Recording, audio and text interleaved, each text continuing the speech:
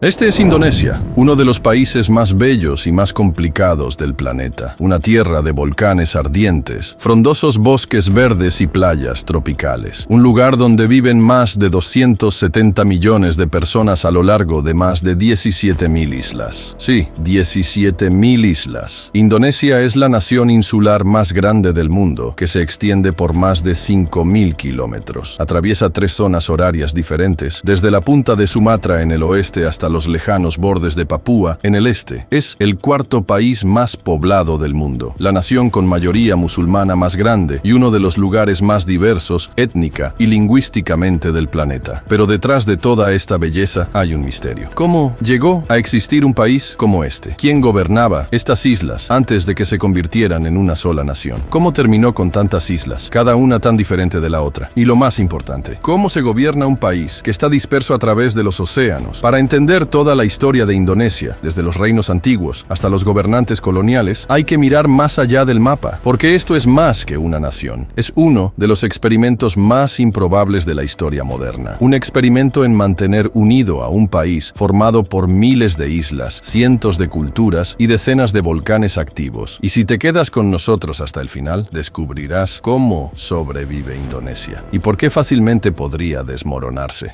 Antes de llamarse Indonesia, esta tierra fue hogar de poderosos reinos, algunos de los más ricos y avanzados de toda Asia. Hace miles de años, ya había gente viviendo en estas islas, construyendo comunidades cerca de los ríos, cultivando arroz y navegando por los mares. Las islas estaban ubicadas entre India y China, 2 civilizaciones antiguas y poderosas. Así que comerciantes de ambos lados viajaban constantemente a través de ellas, trayendo mercancías, oro, ideas y religiones. Estas islas se volvieron tan importantes que grandes imperios surgieron allí. Uno de los primeros fue el reino de Srivijaya en Sumatra. Alrededor del siglo VII, se convirtió en un poderoso centro comercial, controlando rutas marítimas y cobrando impuestos a los barcos. También fue un centro del budismo y atrajo a eruditos de toda Asia. Más tarde, el imperio Majapahit surgió en Java durante los siglos XIII y XIV. Fue como la versión indonesia de un imperio, gobernando muchas islas. Majapahit era conocido por su arte, sus edificios y su buen sistema de gobierno. Seguía el hinduismo y fue uno de los imperios más fuertes del sudeste asiático. Pero ningún imperio dura para siempre. A medida que el comercio aumentaba y aparecían nuevos poderes, estos reinos se debilitaban. Los líderes locales empezaron a luchar entre ellos y nuevas religiones llegaron, especialmente el Islam. Alrededor del siglo XIII, el Islam se difundió pacíficamente a través del comercio, sobre todo a lo largo de las costas. Poco a poco,